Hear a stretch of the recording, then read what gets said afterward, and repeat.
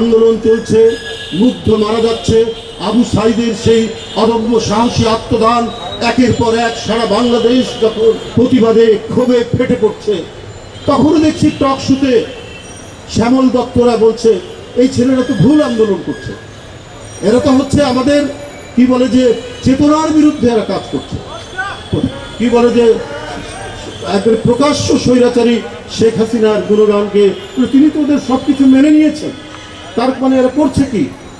নিশ্চয়ই তাদেরকে কেউ টাকা দিচ্ছে এবং টাকা দিয়ে তাদেরকে এই ভুল পথে পরিচালিত করছে।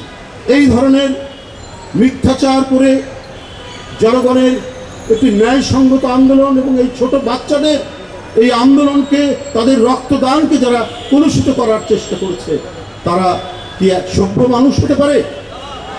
তারা সভ্য মানুষ হতে পারে না।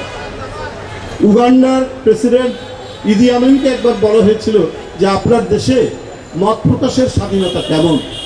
তো বলেছে মত প্রকাশ করা যায়, কিন্তু মত প্রকাশের পরে তার স্বাধীনতা থাকবে কিনা এটা আমি বলতে পারছি না। এটা ইদি আমিন উত্তর দিয়েছিলেন সাংবাদিকদেরকে। ঠিক একই রকম পরিস্থিতি, একই রকম আপনার পরিবেশ তৈরি করেছিল, সেটি হলেন শেখ হাসিনা।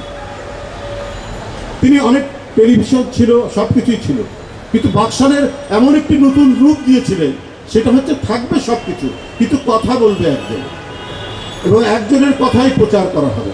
এইটাই ছিল তার মূল লক্ষ্য এবং সেইভাবেই তিনি কাজ করেছেন।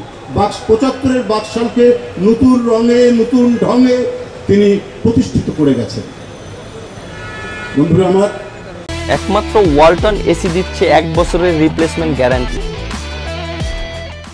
এটা করেছেন এই জন্যই, তার এই দণ্ডান্ত্র প্রতাপ এই জন্যই জারি করেছে যে প্রথম একজন স্বৈরাচারী, একজন ডিক্টেটর, একজন ফ্যাসিস্ট নাৎসির টার্গেট হচ্ছে আপনার সংবাদপত্র এবং সাংবাদিক।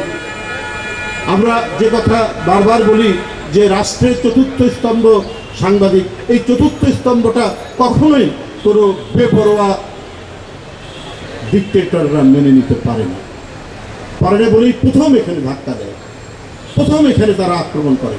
অনেক সাংবাদিক চাকরি হারিয়েছেন,